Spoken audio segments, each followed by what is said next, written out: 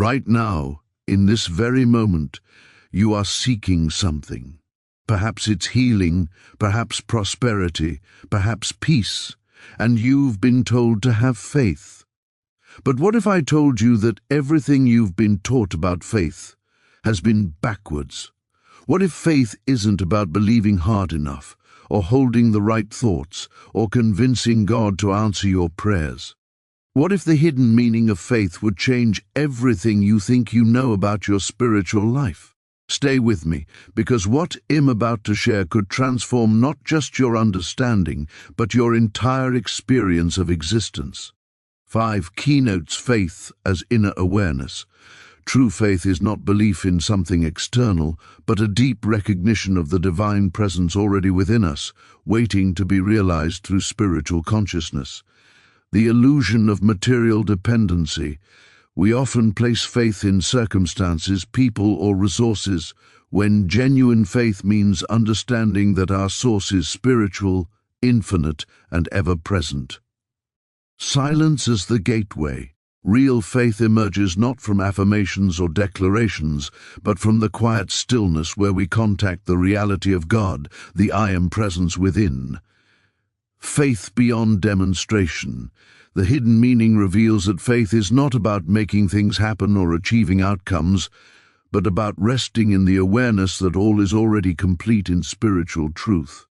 Living by grace. When we discover faith's hidden meaning, we stop living by struggle and effort and instead live by grace, allowing the divine to express through us naturally and effortlessly. Opening hook. Pause, speaking softly but with presence. Right now, in this very moment, you are seeking something. Perhaps it's healing, perhaps prosperity, perhaps peace, and you've been told to have faith. But what if I told you that everything you've been taught about faith has been backwards? What if faith isn't about believing hard enough, or holding the right thoughts, or convincing God to answer your prayers? What if the hidden meaning of faith would change everything you think you know about your spiritual life?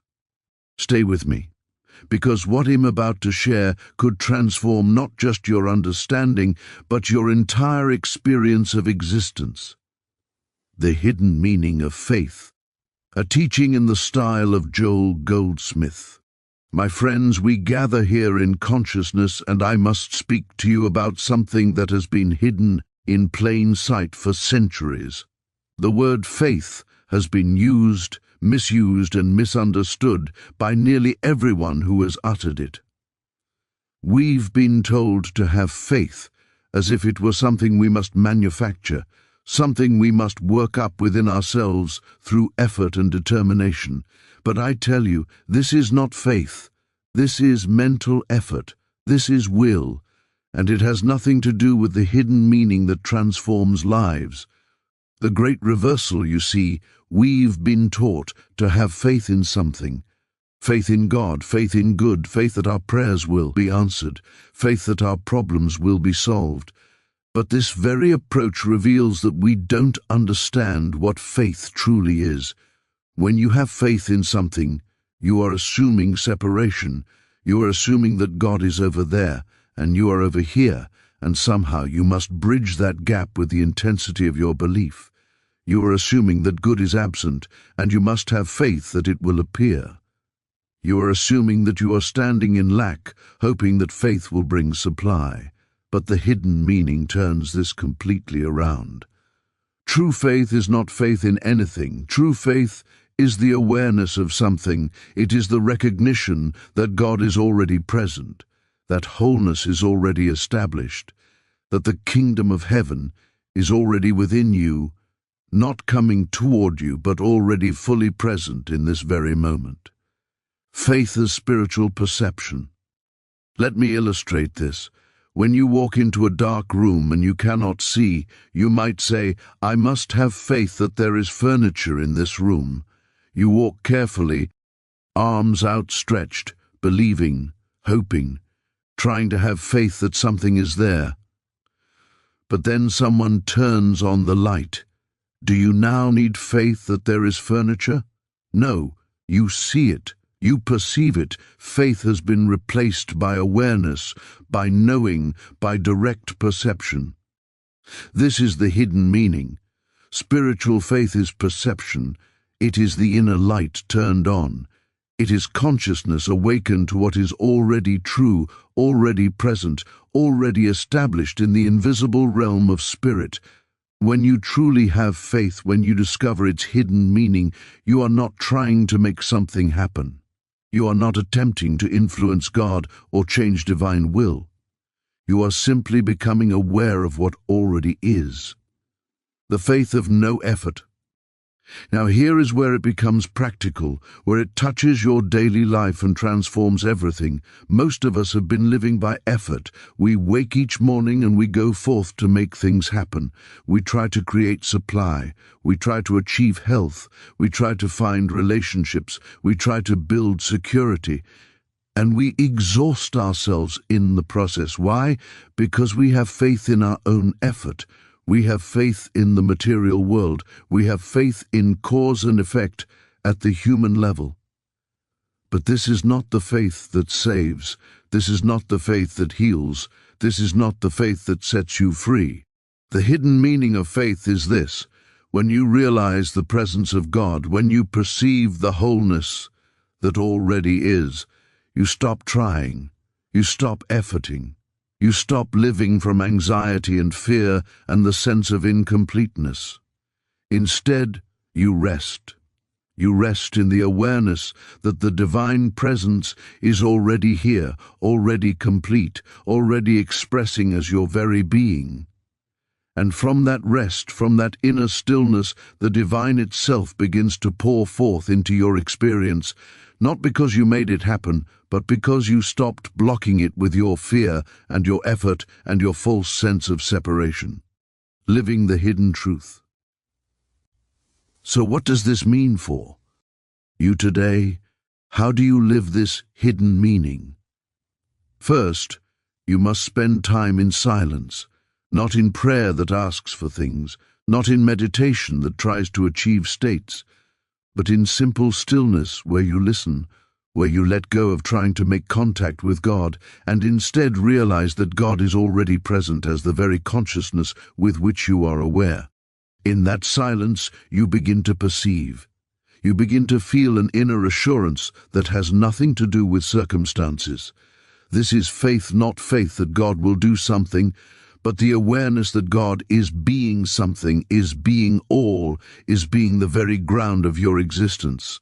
Second, you bring this awareness into your daily activities. When a problem appears, you don't immediately jump to solve it at the human level. You pause, you return to silence, you remember God is present here. The divine wholeness is already established. I need only perceive it, not create it. And in that moment of inner alignment, of resting in faith's hidden meaning, you find that solutions appear, doors open, healing manifests, not because you made it happen, but because you allowed the divine to express itself freely, without the obstruction of fear and human will. The ultimate secret, and here is the ultimate secret, my friends, the deepest hidden meaning of all: faith is not something you have. Faith is something you are. When you discover the truth of your being, that you are not a separate self trying to reach God, but that your very consciousness is where God is being present, then faith becomes your natural state. It's not something you work up. It's not something you lose and gain. It is the very ground of your being, the awareness that you and the Father are one. This is why the mystics have always said that the spiritual journey is not about becoming something you are not, but about recognizing what you already are. You are not trying to achieve faith, you are awakening to the faith that has always been present as your true nature, your invitation. So I leave you with this invitation: stop trying so hard, stop working to have faith. Stop struggling to make things happen through the power of belief. Instead, be still. Go within to that quiet center where thoughts cease and striving ends. And in that stillness, Simply be aware. Be aware that you exist. Be aware that consciousness is present. And recognize that this very awareness, this very consciousness, is where God is being God. That recognition is faith. That awareness is the hidden meaning. And that realization will transform everything, not because you made it happen, but because you finally allowed what has always been true to express itself in your experience. This is the hidden meaning of faith. Not belief, but awareness. Not hoping, but knowing. Not becoming, but being. And in that truth you are free. Faith as inner awareness, true faith, in its deepest and most transformative sense, is not what we have been taught to believe it is.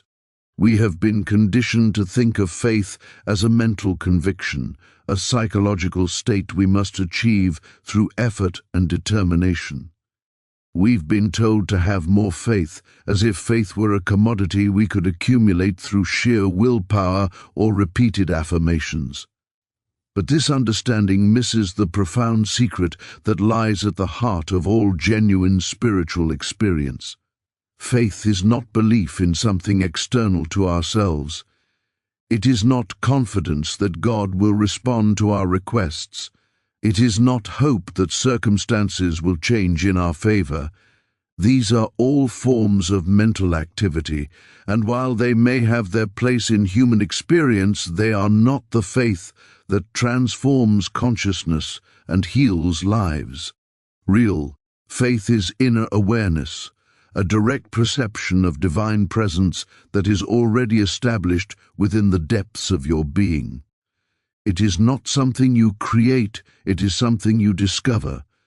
It is not something you achieve, it is something you awaken to.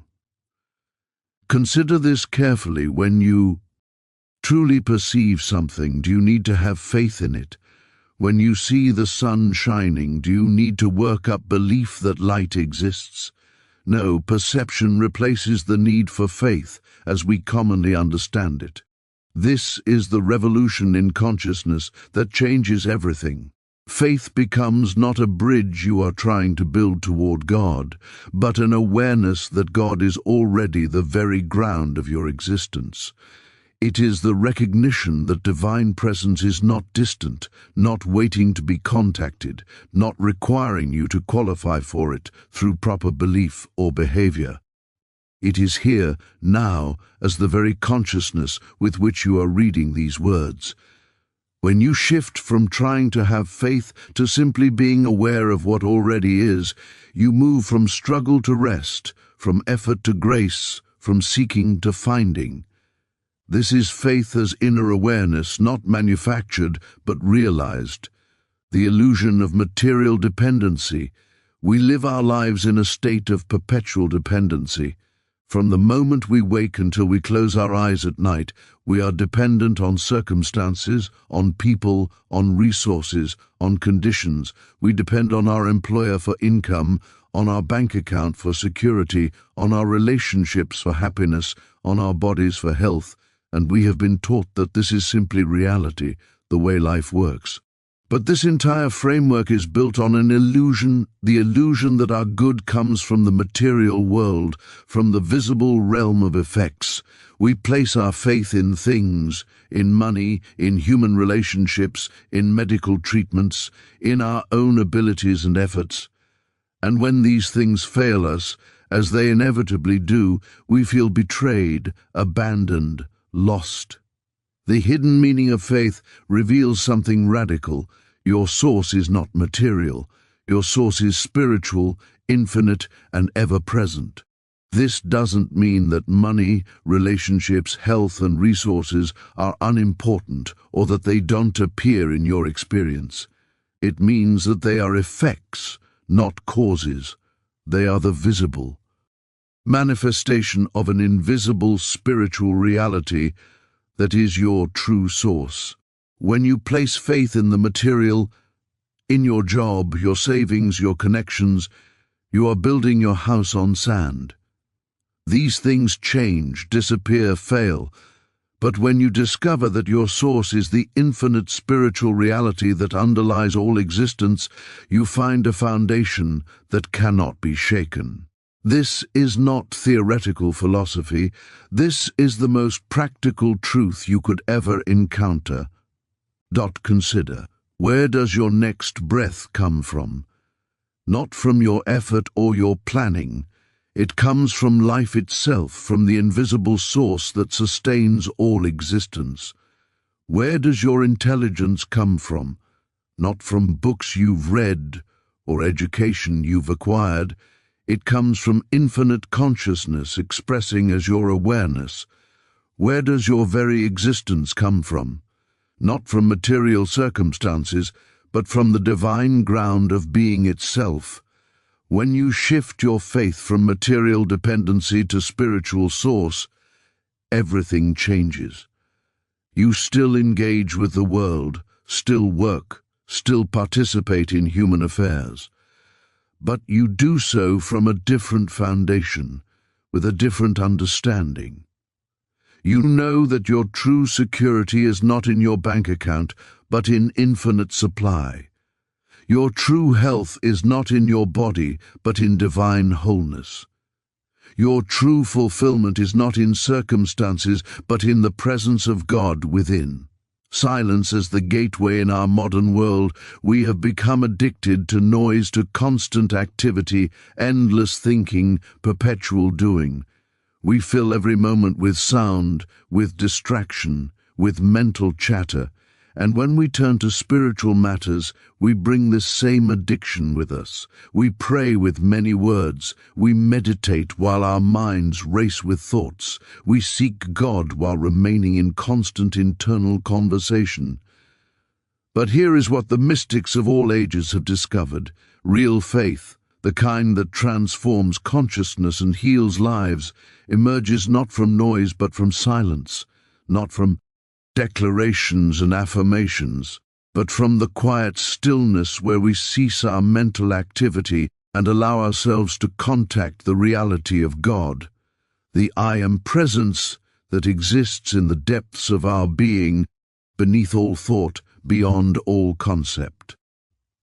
Silence is not merely the absence of sound. It is not just sitting quietly while your mind continues its endless commentary.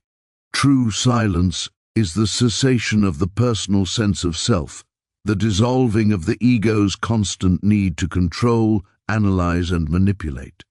It is the gateway through which you pass from human consciousness into spiritual awareness, from the realm of effects into the realm of cause. When you enter genuine silence, something remarkable happens. The divine presence, which has always been there but which you could not perceive through the noise of mental activity, begins to make itself known, not through words or thoughts, but through a felt sense of presence, a deep knowing that has nothing to do with the intellect. This is the awareness that constitutes real faith. Most people never discover this because they cannot bear to be silent. They are afraid of what they might find or not find in the silence. They prefer the familiar territory of thinking and doing, even if it means remaining in perpetual struggle and anxiety. But those who are willing to venture into true silence, who are willing to let go of mental control and simply be, discover the secret that all the great spiritual teachers have known. God is found not in the noise, but in the stillness, not in the seeking, but in the silent awareness that remains when seeking ceases. This is why Jesus went into the wilderness, why Buddha sat under the Bodhi tree, why every mystic throughout history has emphasized the necessity of quiet contemplation. Silence is the gateway. Through it, you pass from faith as belief to faith as awareness, from hoping God exists to knowing the divine presence intimately. Faith beyond demonstration. We have been taught to measure faith by results. We believe that if we have enough faith, we will demonstrate healing, prosperity, harmony in our relationships. We treat faith as a tool, a means to an end, a way of making things happen in the visible world. And when demonstrations don't come, when our prayers seem unanswered, we conclude that we don't have enough faith, that we're doing something wrong, that we need to try harder. But this entire approach reveals a fundamental misunderstanding of what faith truly is. The hidden meaning of faith goes far beyond demonstration, beyond getting what you want, beyond making circumstances conform to your desires. In fact, true faith has nothing to do with making things happen at all. Real faith is about resting in the awareness that all is already complete in spiritual truth. It is not about manipulating the visible world to match your preferences. It is about recognizing that in the invisible realm of spirit, wholeness already is, perfection already is, divine harmony already is, regardless of what appears in the temporary changing world of material sense. This is difficult for the human mind to grasp because we are so results-oriented, so focused on visible outcomes. We want faith to work for us, to produce demonstrations, to prove itself through tangible changes in our circumstances. But faith that depends on demonstration is not faith at all. It is merely hope wearing the costume of faith. True faith says, God is present and perfect and complete, even if I see no evidence of it in my current circumstances. True faith rests in spiritual reality, even when material sense screams the opposite. True faith knows that the invisible is more real than the visible, that spiritual truth is more substantial than material appearance. Doesn't mean you become passive or that you stop living your life. It means you stop measuring your spiritual consciousness by material outcomes. You stop using demonstrations as proof that you're doing it right. You recognize that whether circumstances change or not, whether healing manifests visibly or not, whether prosperity appears or not, the spiritual truth remains unchanged. God is all, God is present, and in that presence all is well. When you discover faith beyond demonstration, you find a peace that circumstances cannot touch, a security that the world cannot give or take away. This is the hidden meaning that sets you free. Living by grace, most of humanity lives by effort. We wake each morning and go forth into a world that we perceive as hostile, indifferent, or at best neutral. We believe that if we don't work hard, plan carefully, and fight for what we need, we will be left behind, we will lack, we will fail. This is the law of the jungle, the survival of the fittest, the every person for themselves mentality that dominates human consciousness. And so we exhaust ourselves. We struggle and strive and push and pull. We try to make things happen through force of will. We attempt to create supply through hard work, to achieve health through constant vigilance, to build security through careful planning and control. And even when we turn to spirituality, we often bring this same mentality with us, trying to use spiritual principles to get what we want, to manipulate God into giving us better circumstances. But when you discover the hidden meaning of faith, everything changes. You begin to understand that there is another way of living, not by effort, but by grace. Grace is the divine activity that flows when you stop blocking it with fear, anxiety, and the personal sense of struggle. Grace is what happens when you recognize that you are not responsible for creating your good, that you are not the source of supply, that you are not separate from God trying to get God's attention. There comes a time in every seeker's life when the outer forms of religion no longer satisfy the inner ache of the soul, not because religion has failed, but because the soul has begun to outgrow the belief that God resides somewhere outside itself. And so, without any fanfare, without any announcement, there arises in your heart a quiet question: where is God? Where is this presence that the prophets spoke of, that the mystics tasted, that Jesus lived? If you are listening with the ears of the Spirit, you will discover that God is not found in argument, not in doctrine, not in belief, not in tradition.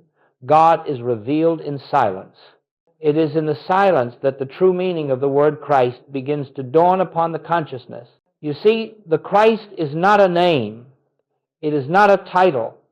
It is not a historical label we attach to one man who walked the hills of Galilee. The Christ is a state of divine being. It is the living presence of God expressing itself through individual consciousness. And because this presence is infinite, because it is omnipresent, it cannot belong to one man or one age or one faith. It is the light that lighteth every man that cometh into the world. But for 2,000 years, humanity has repeated the name Christ without entering the silence from which that name arises. We have worshipped the outer form while missing the inner essence.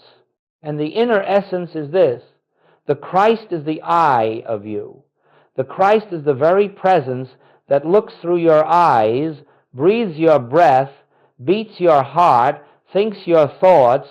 It is the divine identity forever hidden behind the mask of personality. When Jesus used the word I, he did not mean the personal self. He did not mean the carpenter's son. He did not mean a man apart from you. He spoke from the eternal I, the infinite I, the divine I am, that is the substance of all life.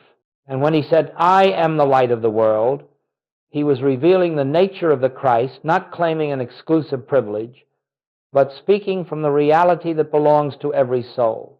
There is a vast difference between repeating the words of Scripture and entering the silence out of which those words were spoken. In the silence, you learn that the Christ is nearer than breath, closer than your own sense of I. In silence, you learn that you are never speaking as a person searching for God. You are the very one through whom God reveals himself. This realization does not come through intellectual study. It does not come through emotional fervor.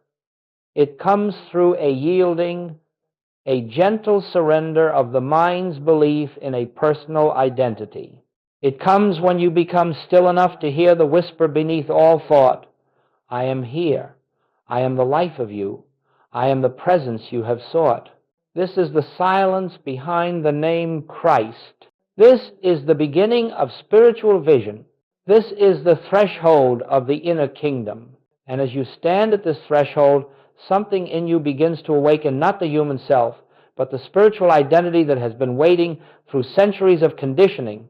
Not a new self, not an improved self, but the self that has always been, the self that could never be touched by sin, disease, or fear. Do not look outward for the Christ. Do not seek a figure on a cross or a teacher in history. Turn within into the quiet space where the sense of I arises before thought. There you will find the Christ not as a belief, not as a hope, but as the living presence of God expressing as your very being. It is to this inner recognition that Jesus called humanity. It is this inner recognition that Joel Goldsmith spent his life explaining, and it is to this inner recognition that we now turn as we begin to explore the revelation that religion could not hold, but that the soul can never forget. The Christ is the I of you, and the journey begins in stillness. As we move deeper, let us be very still, for what we touch now is sacred.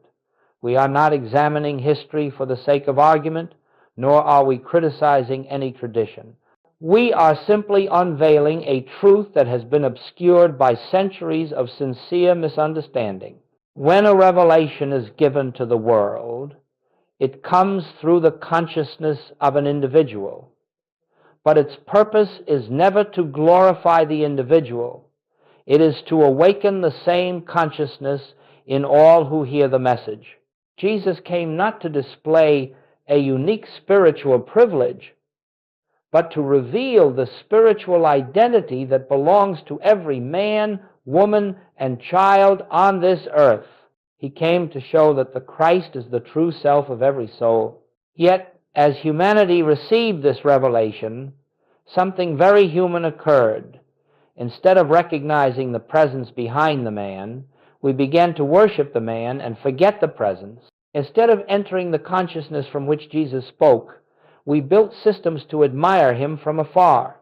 And the moment that happened, the living Christ was veiled behind a historical figure. But Jesus never intended to be worshipped. He intended to be understood. He did not say, "I alone am the light of the world." He said, "You are the light of the world." He did not say, "Only I and my Father are one." He prayed that all may be one, even as we are one. And he did not say, "Follow me so that you may admire me." He said, "Follow me that you may do the works that I do." The purpose of a spiritual teacher is not to become an object of devotion. The purpose is to awaken the same realization in the hearts of those who are ready. But when the teacher leaves the world, the human mind, unable to grasp the depth of the revelation, clings to the form of the teacher and loses the spirit of the teaching. And so a living revelation becomes a doctrine. A spiritual identity becomes a creed. A universal truth becomes a historical event. Religion, with all its beauty and devotion, eventually wrapped the name of Jesus in such reverence that the very principle he taught became inaccessible. Instead of discovering the Christ within, humanity bowed before the Christ without. Instead of awakening to the presence, humanity worshiped the person. And slowly, without malice but with deep sincerity, the revelation was replaced by the ritual. Jesus said, "The Father within me, he doeth the works." Yet how many have been taught to look outside themselves for the Father? Jesus said, "The kingdom of God is within you." Yet how many have been instructed to seek a kingdom in the sky? Jesus said, "The works that I do shall you do also." Yet how many have believed such works to be impossible? This is the great misunderstanding. Not a failure of faith, but a failure of identity. For when you believe that the Christ belongs to one man alone, you separate yourself from the very presence that seeks expression as you.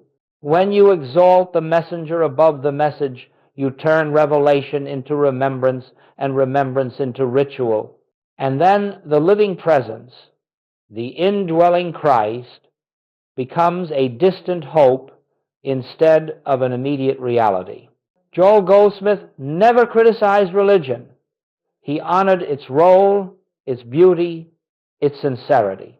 But he also understood this. Religion inherited the outer story of Jesus without entering the inner consciousness from which Jesus lived. Religion preserved the biography of the man while losing the revelation of the I that animated him. That is why the world still prays to God as though God were out there. That is why suffering persists even among the devout. That is why spiritual longing remains unfulfilled despite centuries of worship. We have been looking in the wrong direction, outward instead of inward, upward instead of inward, toward a person instead of toward the presence that Jesus called the Father within. This is not a criticism. It is an invitation to rediscover the revelation Jesus intended, the revelation that Joel Goldsmith reawakened. The Christ is not a person to worship, but a presence to recognize. And until this recognition dawns, the spiritual life remains a search instead of a realization. Let us be clear. Honoring Jesus is not wrong, but to honor him truly is to understand what he understood, to see as he saw, to live as he lived, from the center of divine identity, from the I within, from the Christ that is not limited to one form, but expressed through the infinite variety of life. This is the misunderstanding we must gently lay aside. Not by rejecting religion, not by opposing belief, but by going deeper than belief into the awareness of the one who says, I. For the revelation Jesus brought can never be restored to its purity until it is recognized where he placed it within you. Let us move now into the heart of the revelation, not the revelation given 2,000 years ago alone, but the revelation that is being whispered into your own consciousness at this very moment. For truth is never a matter of history.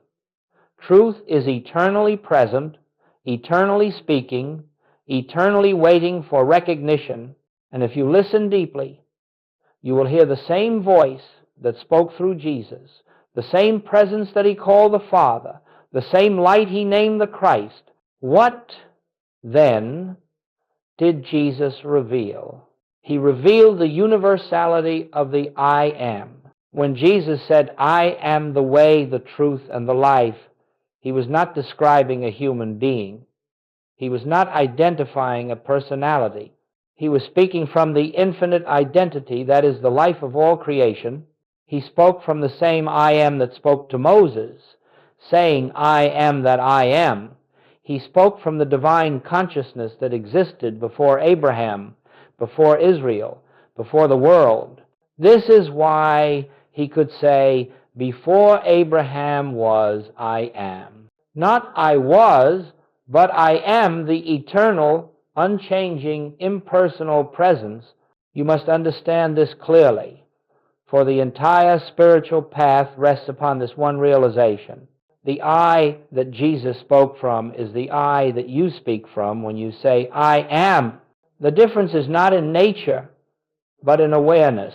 This is why he could say, before Abraham was, I am. Not I was, but I am the eternal, unchanging, impersonal presence. And so we made of Jesus something he never claimed to be, a solitary miracle worker, a unique spiritual exception, but he never presented himself as an exception. He came as an example. He came as a witness to the truth of our being. Everything he said, everything he did, pointed not to his superiority, but to the Christ nature within all. This is why he said, you are the light of the world. This is why he said, the kingdom of God is within you. This is why he said, the works that I do shall you do also.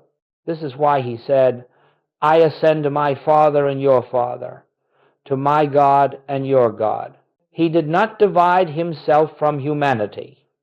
Humanity divided itself from him.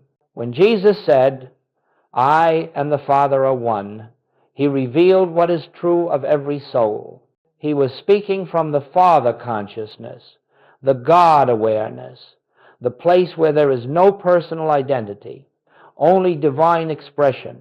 And in that consciousness, all are one, all are equal, all are complete, all are whole.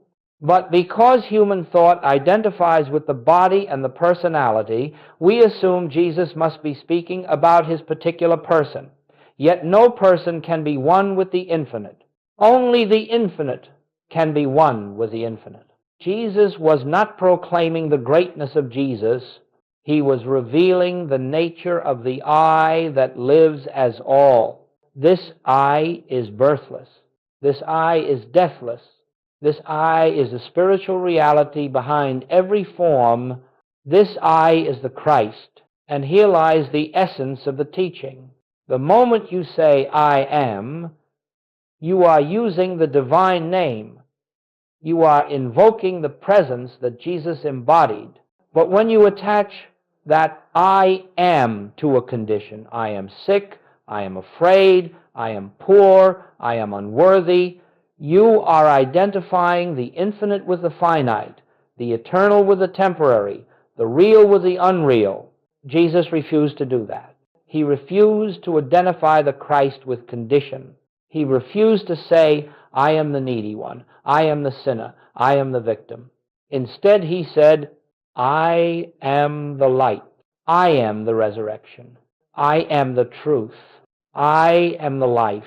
He spoke always from the standpoint of the eternal identity. And that is why his words carried authority, because they arose from what is true, not from what appears. Joel Goldsmith understood this with such depth that it changed the entire direction of his life. He discovered that when the I of you is recognized as the Christ, life begins to unfold from the inside out. No longer do you seek God externally. No longer do you pray as a person pleading with a distant power. Instead, you rest in the realization that the Father, the Infinite, is the very essence of your being. This is the universality of the I Am. It is not limited by race or religion, by creed or culture, by time or place. It is the divine identity present in every mystic, every prophet, every awakened soul. It is the silent core of all spiritual revelation, and it is the truth that Jesus came to reveal, not as a doctrine, but as a living reality. The I Am is the way. The I Am is the truth. The I Am is the life, not because the man Jesus claimed it, but because the Christ, the universal presence of God, speaks those words through every awakened heart. And so the question now is not, who was Jesus? The question is, who is the I that I am? And as that question dawns in your contemplative moments, the Christ begins to reveal itself not as a concept, not as a philosophy, but as the living presence that has been the core of your being from the beginning. As we continue, let us turn inward again, for the truth we approach cannot be grasped intellectually. It must be sensed, felt, recognized in the silence of your own being. Truth is not taught from one mind to another. Truth is revealed from the depth of the soul to the depth of the soul. And it is in this spirit that we explore what Joel Goldsmith discovered through years of contemplation, meditation, and inner listening. Joel Goldsmith was not a theologian. He was not a metaphysician in the academic sense. He was a man who sought reality. He wanted to know God not as a belief, not as a hope, not as a doctrine, but as living presence. And so he turned away from outward systems, away from rituals, away from second-hand truth. He sat in silence, sometimes for hours, sometimes for days, waiting, listening, yielding, and in this stillness, something extraordinary began to unfold. Joel discovered that the Christ is not an attribute. It is not a quality. It is not even an experience. The Christ is the invisible presence of God expressing as individual being. It is the spiritual identity that lives where you think your personal self resides. It is the I behind the I, the life behind the life, the consciousness behind all consciousness. He discovered that the Christ is not confined to the figure of Jesus. It is not limited to one religion, one tradition, one nation, or one era. It is the eternal selfhood that existed before you were born and will exist long after the body has dissolved. It is the infinite nature of God revealing itself at the point of your individuality. Joel realized that every healing, every supply, every illumination comes not from a person asking God, but from the Christ revealing itself as the truth of being. When Jesus healed, he did so not by reaching outward to a power. He did so by recognizing the presence within the Father, within the Christ within. And that same presence lives as you. That same light seeks expression through you. That same consciousness is the foundation of your very existence.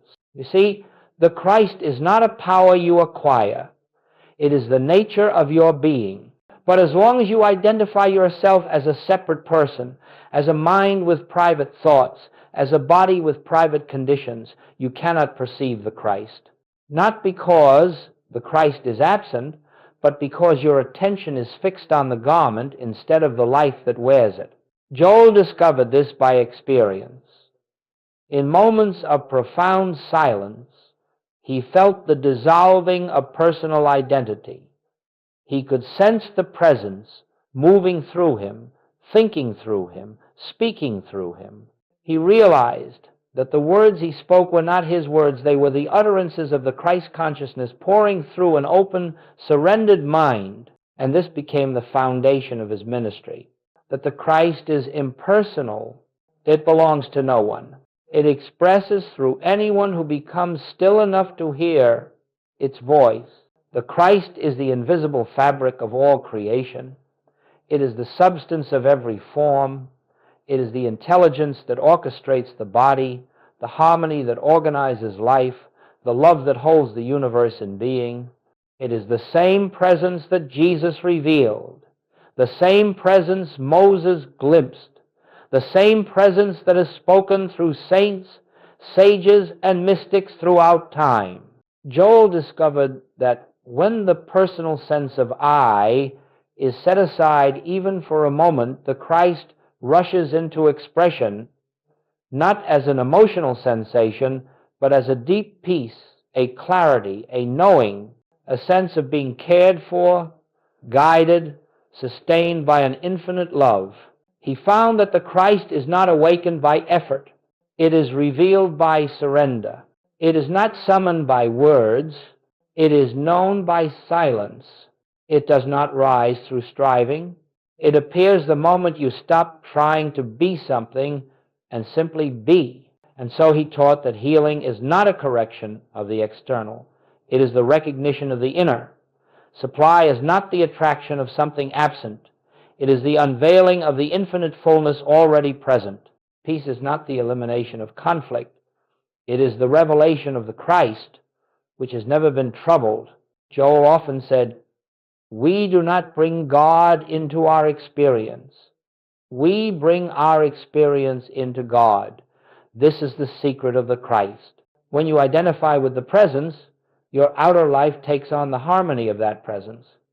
When you identify with the personal self, your outer life reflects the limitations of that belief. This was Joel Goldsmith's discovery, that the Christ is the invisible reality of all being, that it is the essence of your existence, and that the entire spiritual journey is the quiet remembrance of what has always been true. Nothing is added, nothing is acquired, nothing is improved, only recognized. And as this recognition deepens, you begin to understand why Jesus said, "He that hath seen me hath seen the Father." Not because Jesus was the only Christ, but because the Christ is the universal self, and when that self shines through any individual, the Father is revealed. This is the Christ, as Joel discovered it, the silent presence, living as you, waiting to be acknowledged, waiting to be recognized, waiting to be lived. Let us move now into one of the most liberating realizations on the spiritual path, a truth so simple yet so profound that its absence has shaped centuries of spiritual misunderstanding.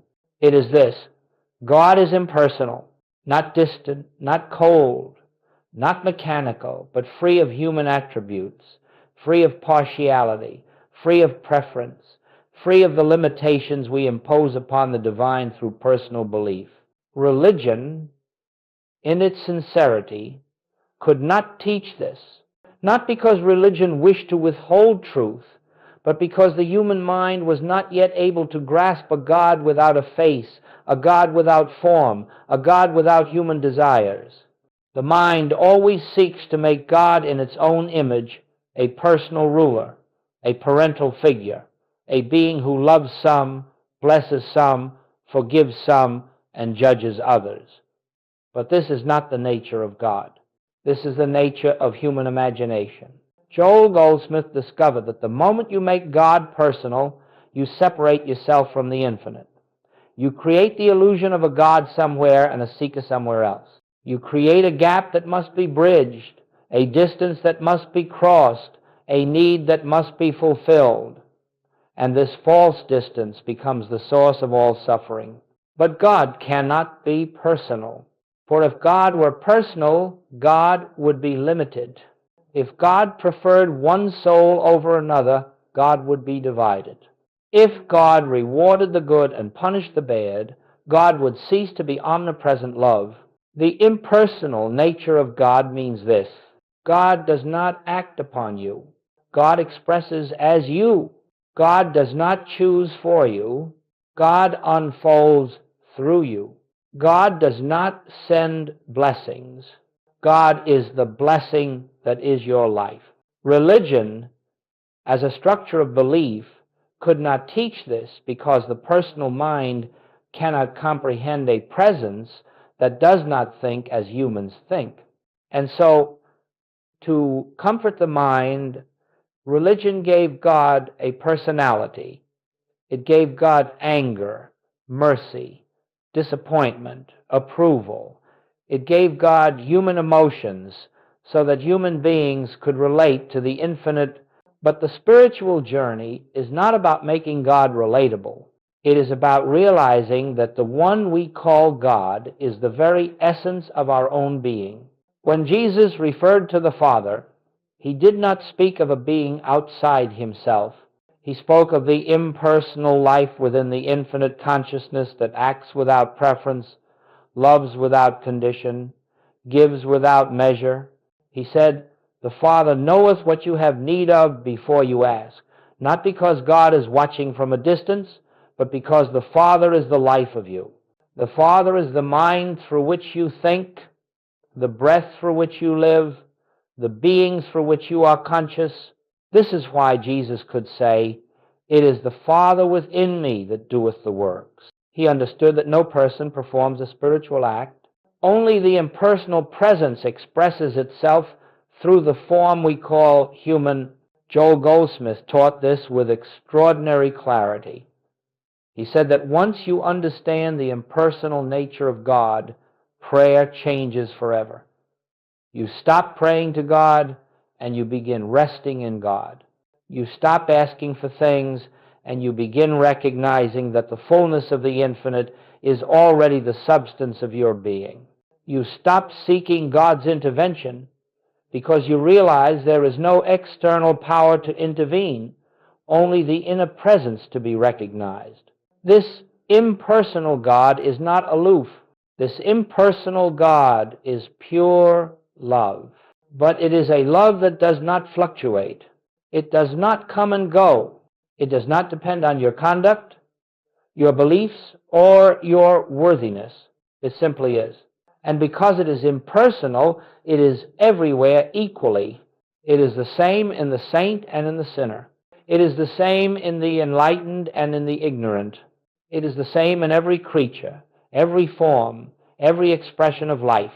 Religion could not teach this because an impersonal God cannot be controlled, cannot be bargained with, cannot be used as a tool for human morality.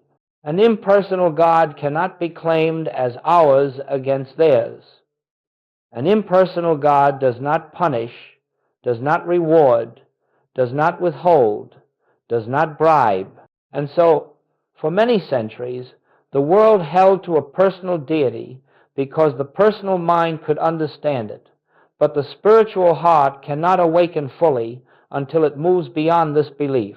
To awaken to the impersonal nature of God is to awaken to the truth that God is not a someone, not an other, not a being, separate from your being.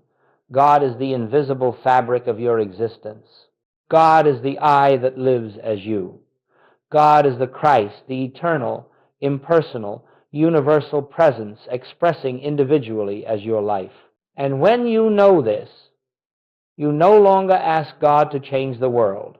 You allow God to reveal the world as it sees it. You no longer plead for healing. You rest in the truth that the Christ, your true self, is never sick. You no longer pursue supply.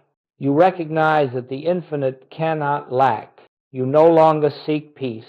You discover that peace is the nature of your own being. This is the truth religion could not teach, not out of unwillingness, but out of necessity. Humanity had to grow into it. And now, as consciousness evolves, this truth stands ready to be understood by all who can enter the silence and listen. God is not personal. God is presence. God is not elsewhere. God is the life that says I. And when this is realized, the spiritual journey truly begins. Now we come to the living heart of the spiritual path, the point where truth must pass from the level of concept into the depth of realization. For no amount of reading, no amount of hearing, no amount of believing can awaken the Christ. Only recognition can. Recognition is not an act of the mind. Recognition is an opening of consciousness. Recognition is the gentle turning from appearance to reality, from form to substance, from the personal sense of self to the infinite I that stands behind all being. The Christ within you does not need to be awakened. It is already awake. It is already whole. It is already complete. What must awaken is your awareness of it. And this awareness comes through a simple sacred practice that Joel Goldsmith called recognizing the presence. This is not something you do loudly. It is not something you do aggressively. It is not something you do with willpower or effort.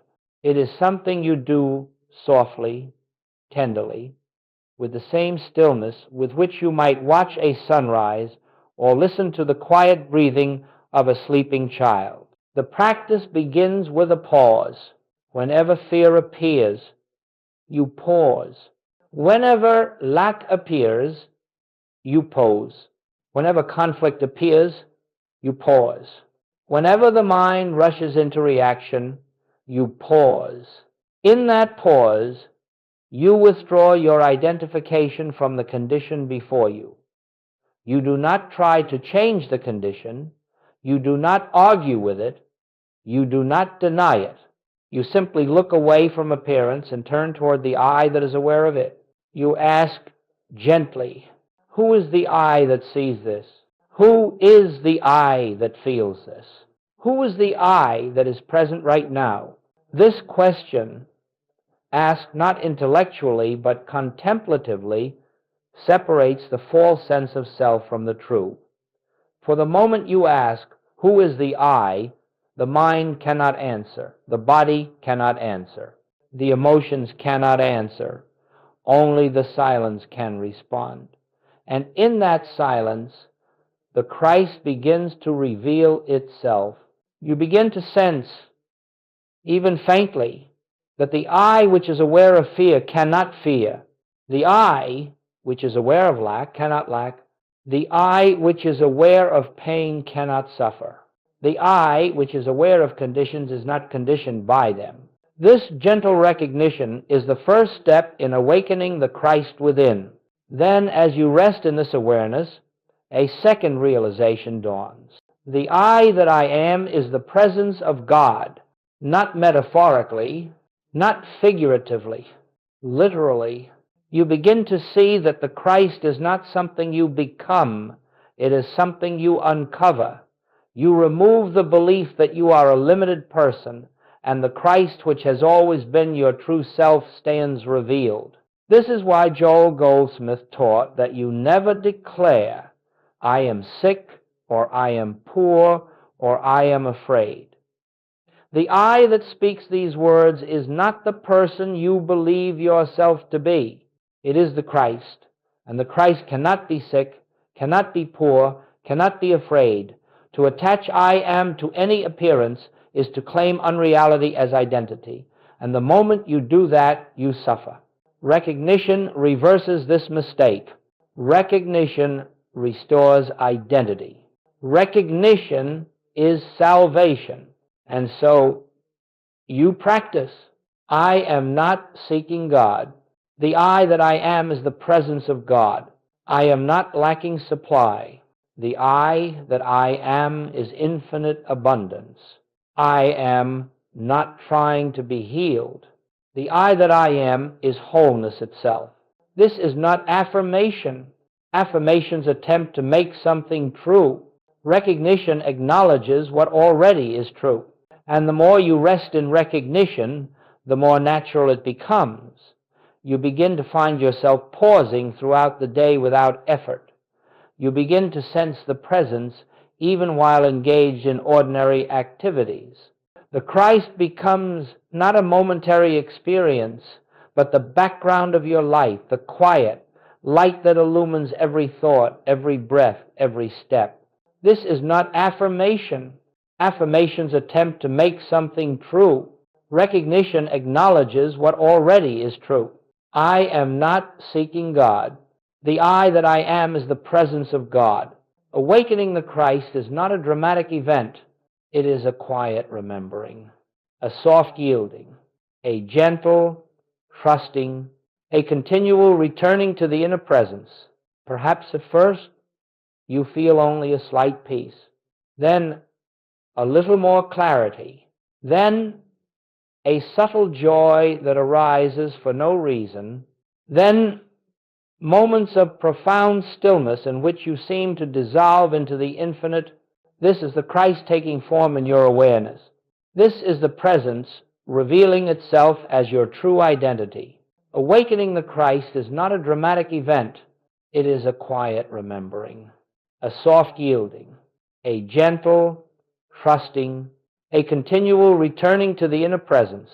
Perhaps at first you feel only a slight peace, then a little more clarity, then a subtle joy that arises for no reason, then moments of profound stillness in which you seem to dissolve into the infinite. This is the Christ taking form in your awareness. This is the presence revealing itself as your true identity. For it is one thing to recognize the Christ within, it is another to live as that Christ.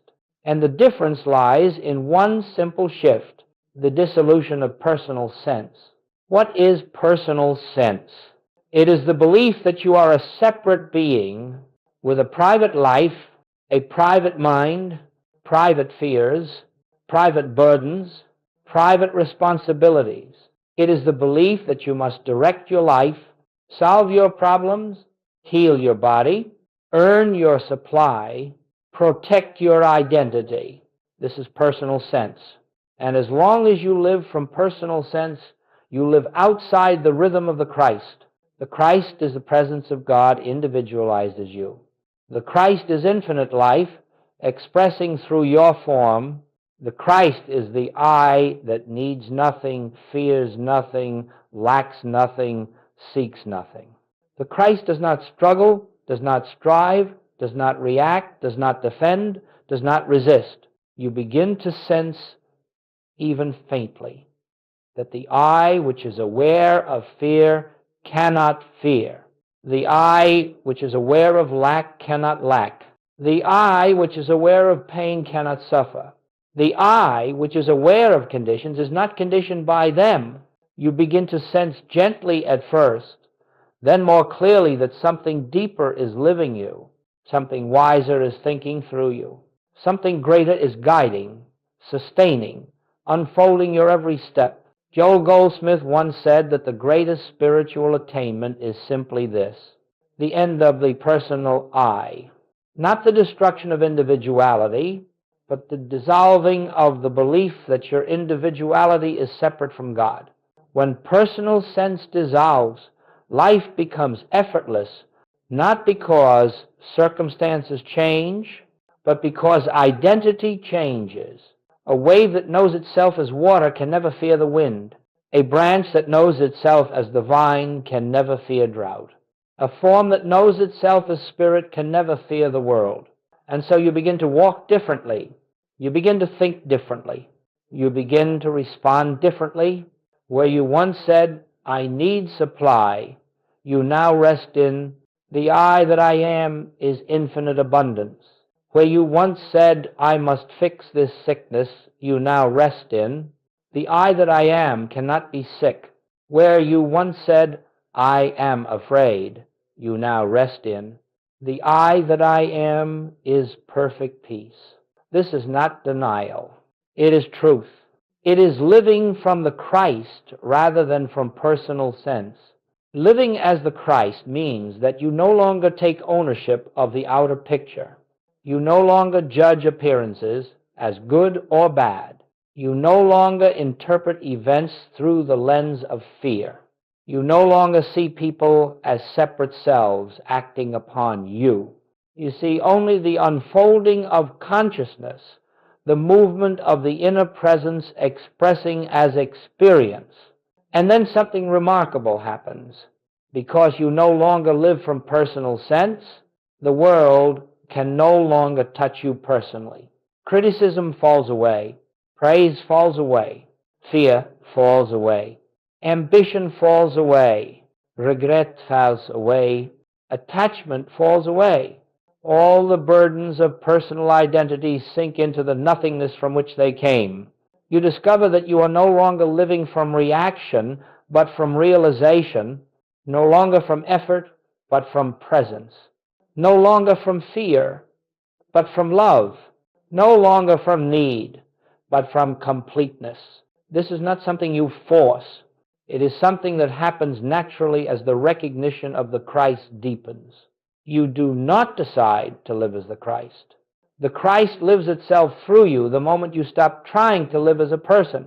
And so the spiritual life becomes simple. When a fear arises, pause. When a desire arises, pause. When an irritation arises, pause. When a judgment arises, pause. Each pause loosens the hold of personal sense.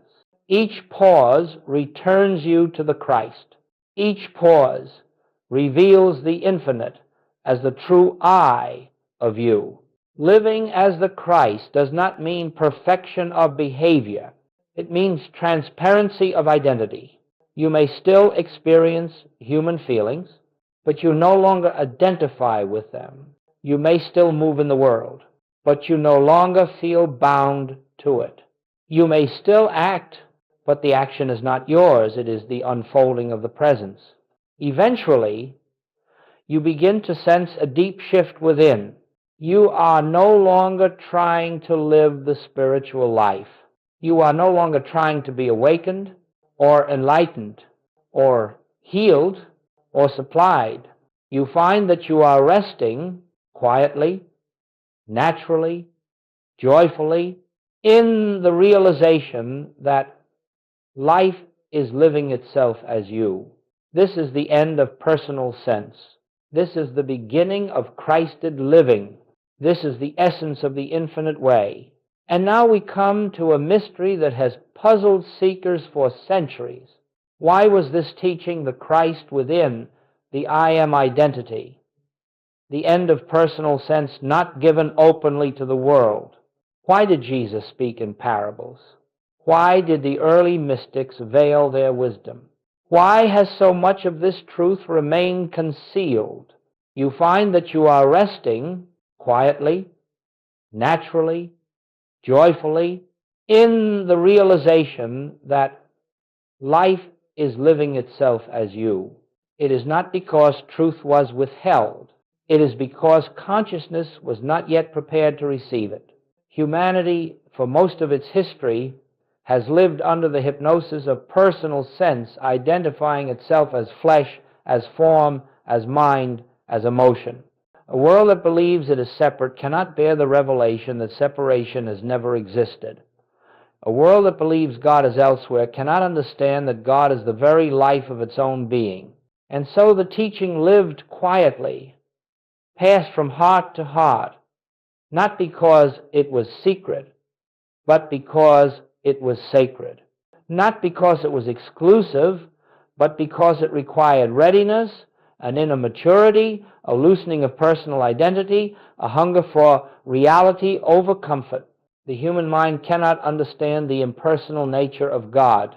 It wants a God who agrees with it, a God who blesses its tribe and condemns others, a God who judges the wicked and rewards the good, a God who behaves according to human expectation.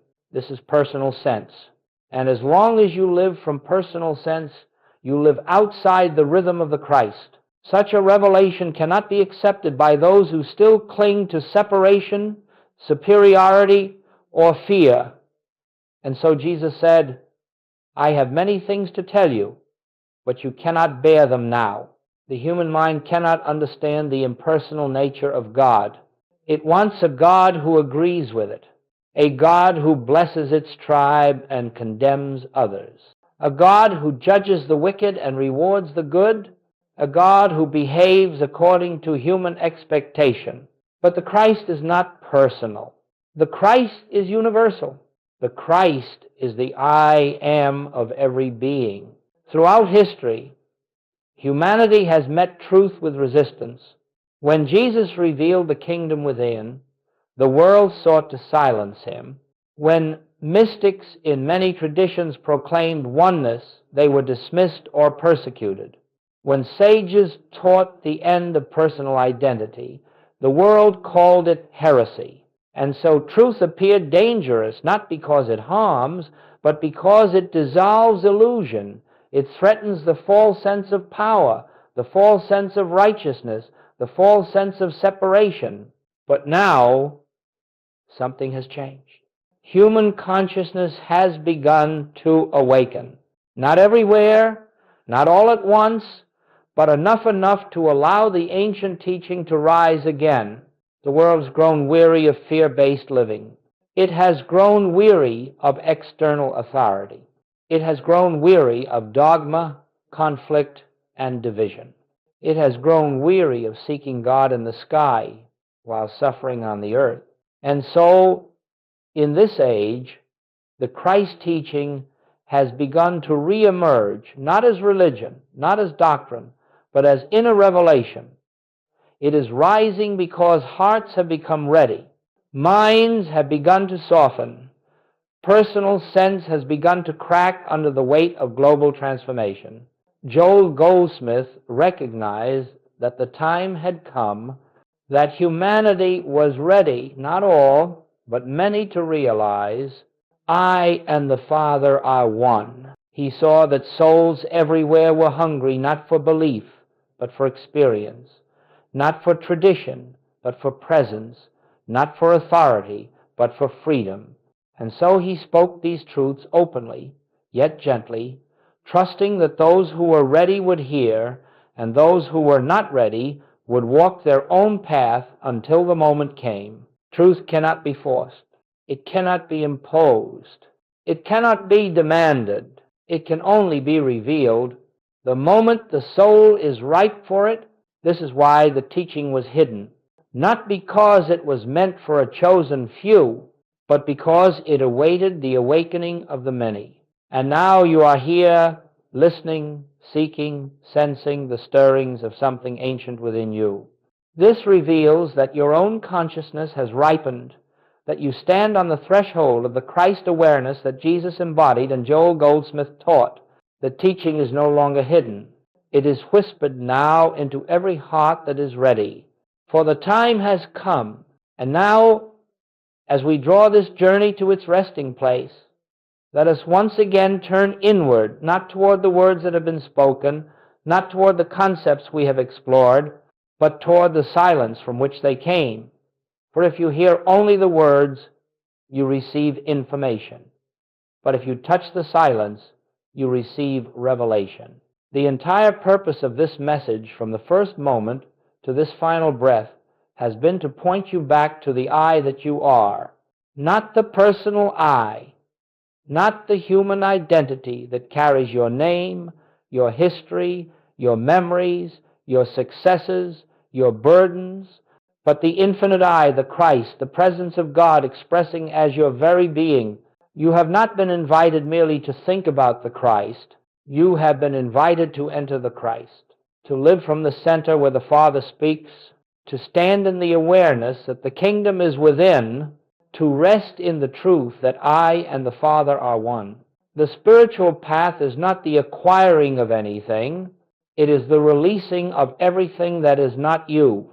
Every belief in separation, every attachment to personal identity, every fear, every judgment, every attempt to make life conform to your will, to live from the center where the Father speaks, to stand in the awareness that the kingdom is within, to rest in the truth that I and the Father are one. And so, as we conclude, I ask you to pause just for a moment and notice the quiet presence that is here. Not the sound of these words, not the activity of your mind, but the stillness beneath them. That stillness is the Christ. That stillness is the I am. That stillness is the infinite life that has always been your true self. And now, as we draw this journey to its resting place, let us once again turn inward, not toward the words that have been spoken, not toward the concepts we have explored, but toward the silence from which they came. For if you hear only the words, you receive information. But if you touch the silence, you receive revelation. It needs only to be recognized, and as you recognize it, even for these few moments, you step into a new way of being. You are no longer a seeker of God, you are an expression of God. You are no longer a traveler on the path, you are the path being walked. You are no longer a person on a spiritual journey, you are spirit unfolding in form. This is the living I am. It does not need to be reached. It does not need to be invoked. It does not need to be earned. Why? Because you are living not from the personal self, but from the presence that is untouched by time, untouched by circumstance, untouched by the world. You begin to feel the quiet joy that arises for no reason. You begin to sense a guidance that requires no thought. You begin to perceive a harmony that does not depend on conditions. You begin to love without effort, forgive without struggle, trust without fear. This is not self-improvement. This is not spiritual achievement. This is not transformation of the person. This is the revelation of the self.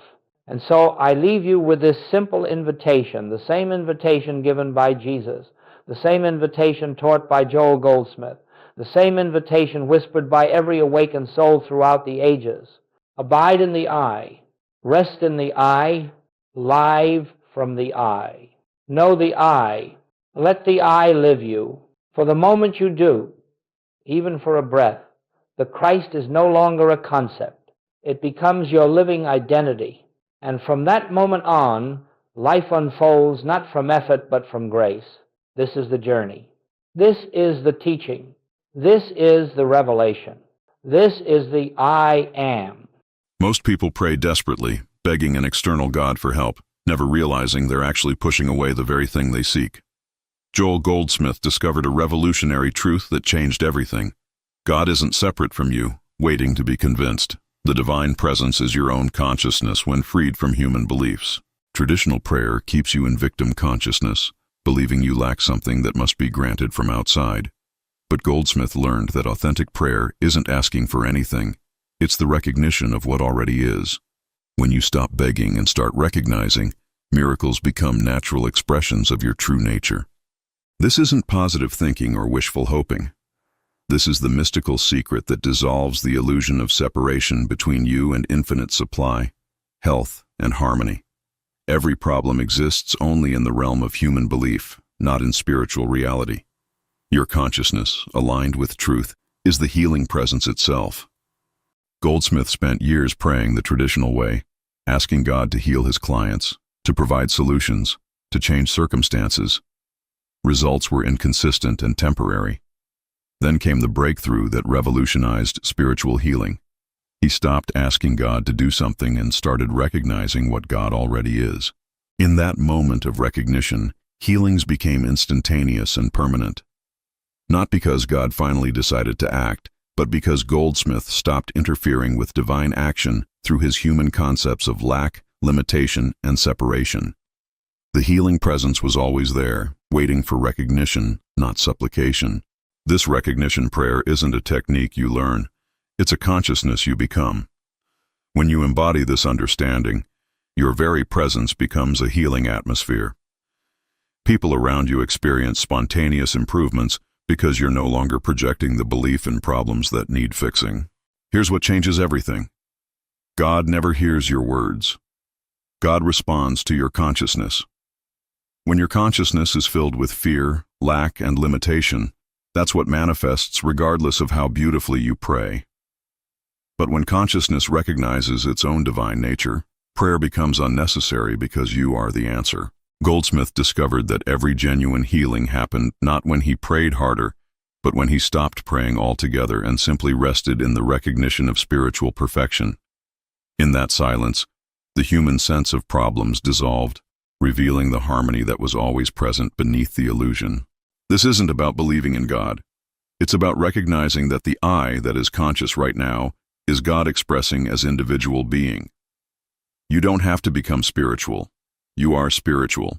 You simply need to stop believing in the illusion of separation that makes prayer seem necessary in the first place. The most profound prayer Goldsmith ever prayed contained no words, made no requests, sought nothing. It was pure recognition. I and the Father are one. Not as future possibility, but as present reality. In that recognition, everything that seemed to need healing or changing simply wasn't there anymore. This recognition doesn't require faith, hope, or belief. It requires only the willingness to see through the illusion of separation that makes you think you're a human being who needs divine help. You are divine help, appearing as human experience. Problems exist only when you forget this truth. When you truly understand this, traditional prayer becomes impossible. How can you ask yourself for what you already are? Instead, you rest in being, and from that rest, perfect action emerges naturally. This is the secret that transforms every aspect of your experience from limitation to limitless expression. Sarah had prayed for her son's healing for 3 years. Traditional prayers, desperate pleading, bargaining with God. Nothing changed. Then she learned Goldsmith's approach. Instead of asking God to heal her son, she recognized that in spiritual reality, her son was already perfect, whole, and complete. Within 2 weeks of this shift in consciousness, her son's condition began improving dramatically. The doctors called it spontaneous remission, but Sarah understood the truth. She had stopped projecting the belief in disease and started recognizing the spiritual perfection that was always there. This wasn't positive thinking or denial. Sarah still took her son to medical appointments and followed treatments, but her consciousness no longer held the belief that healing needed to happen.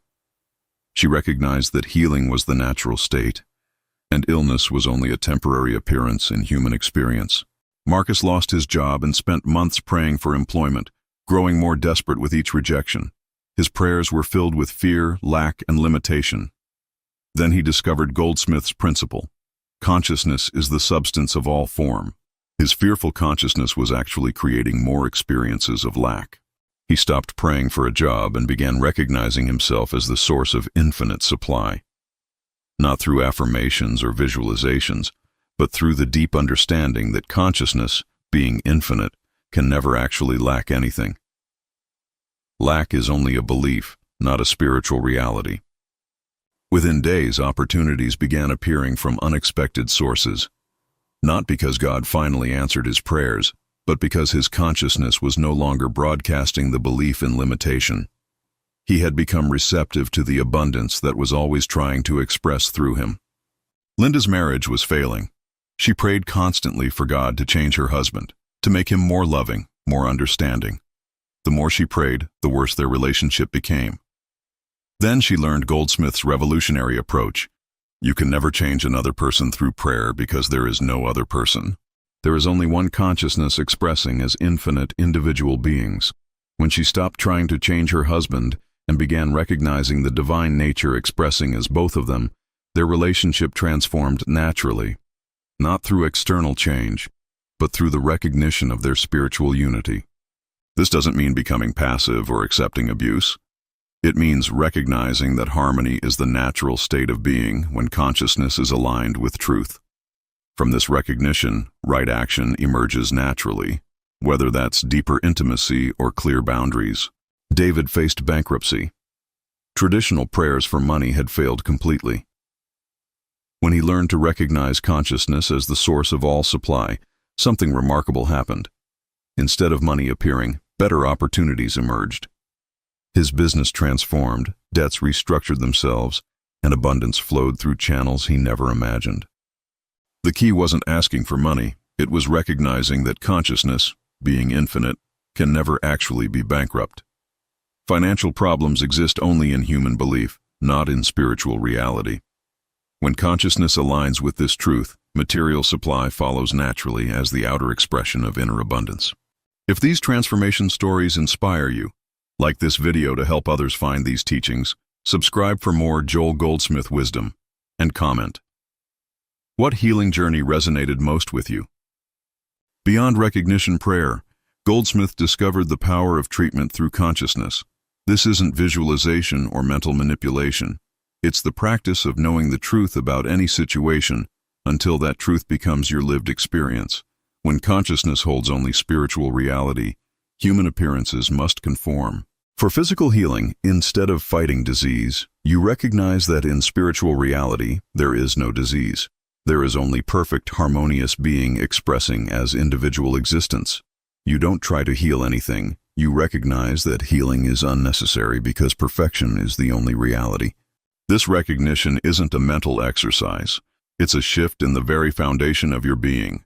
When consciousness truly recognizes spiritual perfection, the body naturally expresses that perfection because consciousness is the substance from which all form emerges. The practice of spiritual discernment transforms every challenge into an opportunity for deeper recognition. When problems appear, instead of seeing them as real conditions requiring solutions, you discern between appearance and reality. The appearance may seem real, but reality is always spiritual perfection. This discernment isn't denial of human experience. You still take practical action when necessary, but your consciousness isn't fooled by appearances. You see through the illusion to the spiritual reality underneath, and from that recognition, right action emerges naturally. Every person, situation, and condition is an opportunity to practice this discernment. Each time you choose to see spiritual reality instead of human appearance, your consciousness becomes clearer, and your experience becomes more harmonious. Goldsmith taught the profound practice of meditation without desire. Most meditation seeks something: peace, healing, enlightenment. But true meditation is the complete absence of seeking. It's resting in being without wanting anything to be different than it is right now. In this meditation, you don't try to contact God or achieve any particular state. You simply rest in the recognition that what you are seeking, you already are. The peace you want is your nature. The healing you need is your reality. The enlightenment you desire is your true identity. From this rest in being, all necessary action arises naturally. You don't make decisions from human reasoning. You allow divine intelligence to express as right action through your individual experience. This is living from consciousness instead of trying to improve consciousness. The practice of invisible supply reveals how abundance operates in spiritual reality. Instead of looking to external sources for what you need, you recognize consciousness as the source of all supply. Every form of abundance is simply consciousness appearing as whatever is needed in the moment. This isn't about attracting money or material things. It's about recognizing that consciousness, being infinite, contains within itself everything necessary for harmonious expression. When you need something, instead of looking for it externally, you recognize it as already present in consciousness.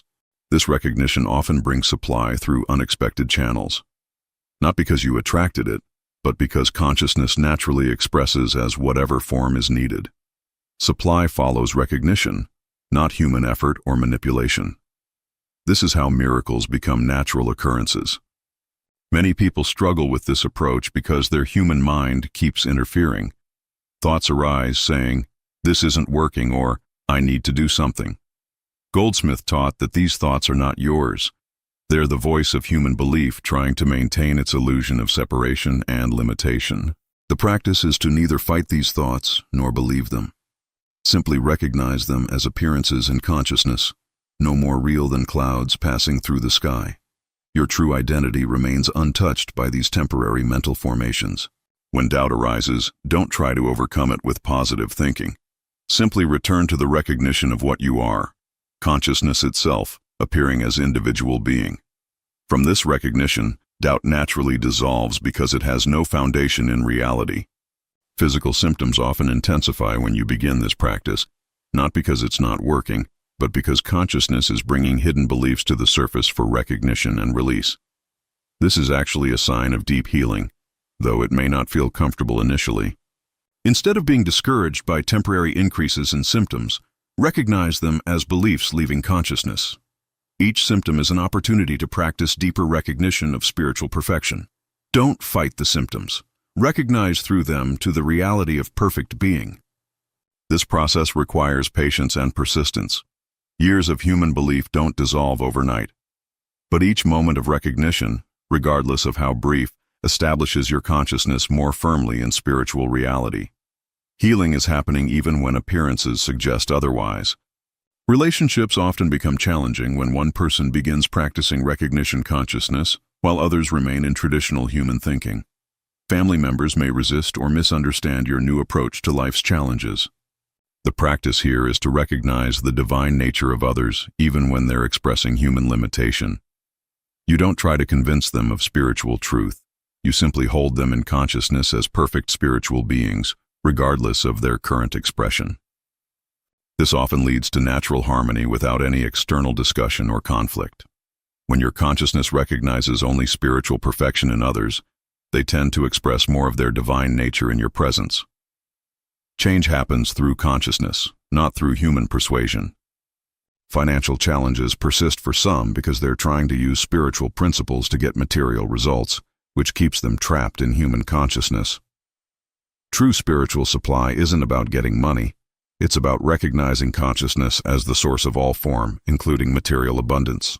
When you need something, instead of worrying about where it will come from or how you'll afford it, rest in the recognition that consciousness already contains everything necessary for harmonious expression. Supply appears through whatever channel is most natural and beneficial. If these challenge-breaking techniques speak to your heart, like to support this content, subscribe for advanced spiritual practices, and comment, which obstacle are you ready to transform now? Advanced practitioners learn to live from recognition consciousness throughout daily activities.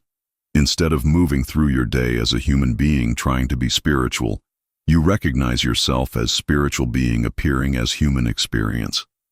Every activity becomes an expression of divine consciousness.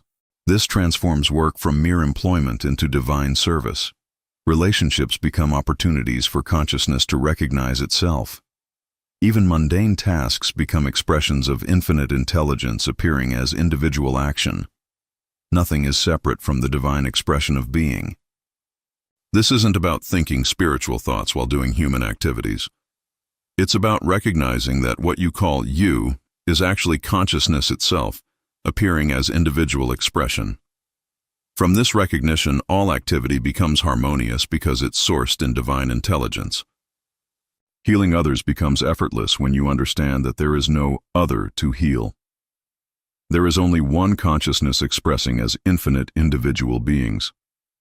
When someone appears to need healing, you recognize the spiritual perfection of your shared being, and that recognition is the healing. You don't send healing energy or pray for their improvement. You simply rest in the recognition that in spiritual reality, they are already perfect, whole, and complete. This recognition in your consciousness appears as healing in their experience because consciousness is indivisible. This approach works regardless of physical proximity. Distance is only a concept in human belief, not a reality in consciousness. When consciousness recognizes spiritual perfection, that recognition expresses as healing wherever it's needed, because consciousness is everywhere present. Business and career transform when conducted from recognition consciousness instead of human ambition. Instead of trying to succeed or avoid failure, you recognize consciousness as the intelligence expressing through all genuine activity. Success becomes the natural expression of divine intelligence. This doesn't mean becoming passive or avoiding practical action. It means taking action from recognition rather than from fear or desire. When consciousness recognizes its own infinite intelligence, right action emerges naturally, leading to harmonious results. Competition disappears because you recognize consciousness as the source of all genuine activity. What benefits one expression of consciousness benefits all. Cooperation becomes natural because you recognize your essential unity with everyone and everything in your business environment. Parenting from recognition consciousness transforms both you and your children. Instead of trying to control or improve their behavior, you recognize their spiritual perfection. This recognition creates an atmosphere where their divine nature naturally expresses more consistently. You still provide guidance and maintain appropriate boundaries, but from recognition rather than fear. Your consciousness, resting in spiritual truth about your children, becomes the healing influence that supports their natural development and expression of divine qualities. This approach often produces remarkable changes in children's behavior and development, not through external manipulation, but through the recognition of their true nature. Children are naturally responsive to consciousness that recognizes their divine identity. Complete transformation occurs when recognition becomes your natural state, rather than a practice you do. You no longer shift from human consciousness to spiritual consciousness. You simply rest in the recognition of what you've always been, consciousness itself. From this recognition, life becomes effortless. Not because challenges disappear, but because consciousness meets every appearance with appropriate action sourced in divine intelligence. You don't overcome problems. You recognize through them to the spiritual reality that dissolves them. This is not a perfect human life. It's the recognition that perfect spiritual being is expressing as human experience. Every moment becomes an opportunity for deeper recognition and more harmonious expression of divine consciousness. The ultimate realization is that there was never anything wrong that needed fixing, no one separate who needed healing, nothing missing that required supply. These were all appearances in consciousness, like dreams that seem real until awakening reveals their illusory nature. You don't become spiritual through this practice. You recognize the spiritual nature that you've always been. Problems don't get solved. They're revealed as having no foundation in reality. Healing doesn't happen. The illusion of disease is seen through to the spiritual perfection that was never actually disturbed. This recognition doesn't make you indifferent to human experience. Instead, it makes you infinitely compassionate because you see through all appearances of limitation to the divine nature that is everyone's true identity. Living this understanding daily requires no effort because it's not something you do. It's the recognition of what is. Every person you meet is consciousness recognizing itself. Every situation is consciousness expressing as experience. Every challenge is an invitation to deeper recognition. Prayer becomes unnecessary because you are the answer to every prayer. Seeking ends because what you sought, you are. Healing is recognized as the natural state, and disease as temporary appearance. Supply is recognized as consciousness itself, and lack as impossible illusion. This doesn't make you superhuman. It reveals your true nature as spiritual being expressing in human form. From this recognition, miraculous becomes natural, and natural becomes expression of infinite divine intelligence appearing as your individual experience. Joel Goldsmith's ultimate teaching is beautifully simple. You are not a human being having spiritual experiences. You are a spiritual being having human experiences. This recognition transforms everything while changing nothing, because what you are seeking, you already are. Stop praying to God and recognize yourself as the divine presence you are seeking. Stop asking for healing and recognize yourself as wholeness itself. Stop looking for supply and recognize consciousness as infinite abundance expressing as your experience. This is not the end of your journey. It's the beginning of living from your true identity. Every moment offers the opportunity to recognize more deeply what you are and to express more fully the divine consciousness that is your real nature. If your spiritual understanding expanded through these Joel Goldsmith secrets, like this video, subscribe for more transformative teachings, and comment, "I am transformed," to confirm your new path.